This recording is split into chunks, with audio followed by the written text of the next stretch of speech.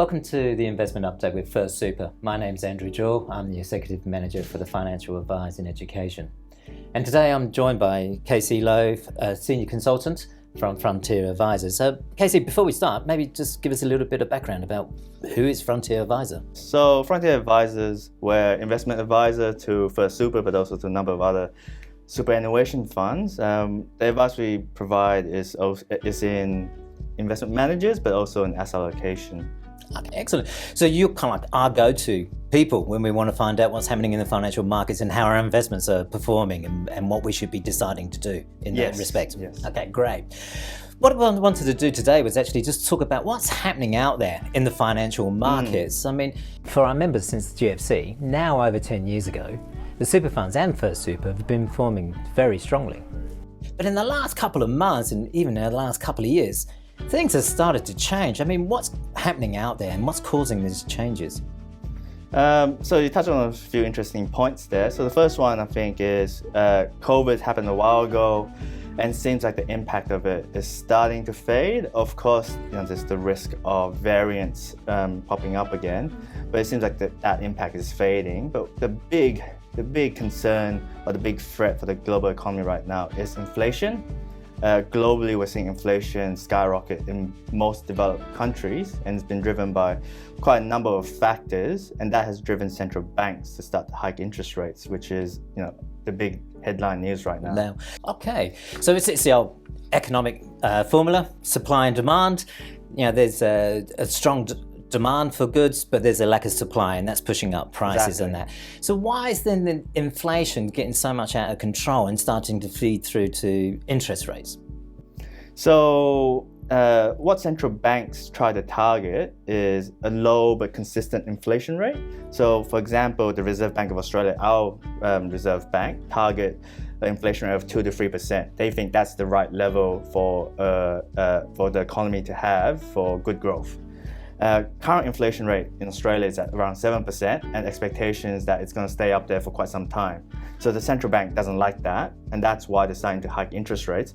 They can't do much on the supply side issues, but the idea is that by hiking interest rates, they'll be able to cool the demand side of things to bring down inflation. So, I mean, our members who have got home loans are certainly starting to sense that. I have, as a home loan owner. My repayments are going up month after month and so forth. But with the raise in the interest rates, how does that actually flow through to some of the financial assets that we invest in? So what's some of the changes or the rise in interest rates causing in regards to those financial assets? Value of these assets are determined by the cash flows or the earnings that they generate. So as you say, as households, as interest rates are increasing, our mortgage repayments are increasing as well. And what that means is that we have less to spend elsewhere. And this amount that has been reduced means that for businesses, there's less earnings, less profit. And that impacts the value of those businesses. So these stocks, for example, and including bonds too. So as interest rates start to rise, it's impacting the profitability of these businesses, and it's reducing their values. And that's why, given how sharp interest rates have increased, we're seeing quite a lot of volatility in markets, particularly in the equities stock market, but also in the bond side as well. So, I mean, on that very point then of volatility, I mean, why is it then that we're seeing this volatility? What causes volatility? I mean, we hear about the central bank's going to increase interest rates, so it's like everyone's aware that it's going to happen, but then why is it the financial markets act the way that they do? That's an interesting point you make. So financial markets are forward-looking. Well, what I mean by that is it's the prices of financial assets are based on expectations. But what's causing a lot of issues right now, or what's driving the volatility, is that there's so much uncertainty going on in the market. You have war in Ukraine, you don't know how long that's going to go for. So expectations are still very uncertain. So whenever the Reserve Bank raises rates, that adjusts expectations. And we're seeing that because of the uncertainty, that the market don't really know what's going on, and that's driving that volatility.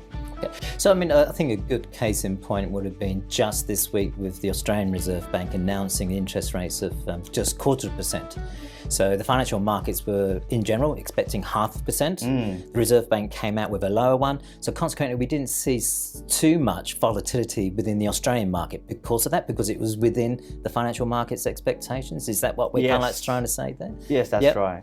And then if we go back a couple of months ago when the Reserve Bank increased interest rates by 0.75%, that caught the financial markets by surprise, and so consequently for a period of time there we saw all this volatility happening within the financial markets. So it's to that point you talk about certainty and uncertainty that kind of like influences how the markets react to certain announcements. Yes, yeah? No, that's right. Okay. So I mean, for our members then, I mean, there's an old concept or saying, as in time in the market versus time in the market, and I probably just want to explore that a little bit more, especially when we're talking about volatility and that. So for a number of our members, over the last number of months, some months they've seen their superannuation balance go up, and then next month it's going back down. So it's this volatility piece, and as you're saying, it's creating this cause of uncertainty within the financial markets.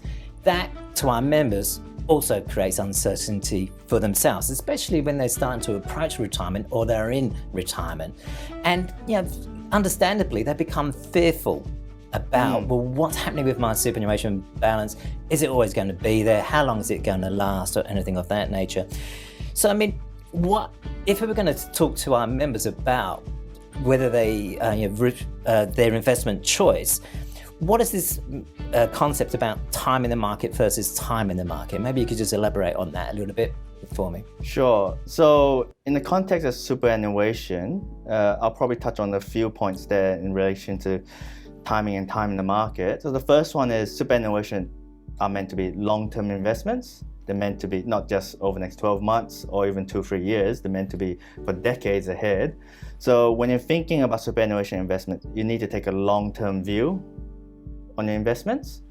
The other point I'll make is that financial markets are volatile. They've been a lot more volatile in the last few months and quarters, but in general terms, financial markets tend to be volatile, meaning that in any given year, there's a likelihood or there's a chance that equity markets can actually deliver a negative return.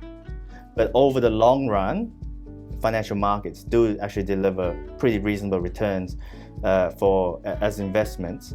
So you have to understand that for a superannuation investment, it is about time in the market in terms of keeping your investments in the market over the long term to generate that solid return that can help you meet your retirement goals. Because I mean, admittedly, with all the volatility, and it's quite natural for some of our members, they're looking at their investment option and they're going, we're going backwards again. Maybe I should jump into cash or something like that. But admittedly, from your perspective, what would be the risk of jumping into cash for a period of time and until the market settled down, and then maybe the members thinking about switching back into the original investment option? So timing the market in terms of switching to cash and switching back to riskier investments like equities, I'll say it's very difficult to do, and that's coming from an advisor. So we have experience in this area. So that's the big risk, is that for some members, if they switch to cash, they may switch back into riskier assets too late. And that's the experience we've had back in the global financial crisis back in 2008, 2009. Quite a lot of super fund members became quite fearful, rightfully, because there was a lot of volatility at that time, and they switched into cash. But some of them took 3, 4, 5 years before they switched back into riskier assets, which meant that they missed out on a lot of that recovery in returns. So it comes back to that principle, as in superannuations is for the long term. So there's going to be rises and falls, but it's about kind of like sticking with the investment choice and going for the ride, and being in there for the longer term, because the markets will turn around at some point in time and settle down. And consequently, that's when the growth starts to really occur. And if you're not in that investment option, potentially you're missing out on those gains in which to be. So, I mean, let's bring it back to First Super and what we did last year. We were one of a handful of super funds that actually generated a positive return. We got 1% on our balanced option, whereas the majority of the other super funds generated a negative return. So what was it that First Super, or what were the key factors that First Super did that actually enabled them to achieve that type of result during a really volatile period, again, in the financial markets? So there's a few things to touch on there. The first one is, First Super remain focused on the long term. As I said earlier, superannuation should be about the long term. So First Super was able to focus on the long-term objectives of the fund, delivering solid return over the long term, and not focus so much on the volatility. But the other thing I'll highlight is that the portfolio investments that we've worked with First Super to construct is one that is diversified, meaning that we're not just concentrated in a specific investment. So all our eggs is not in one basket. It's diversified across asset classes, investment managers, and that has put us in good stead going into this period of volatility.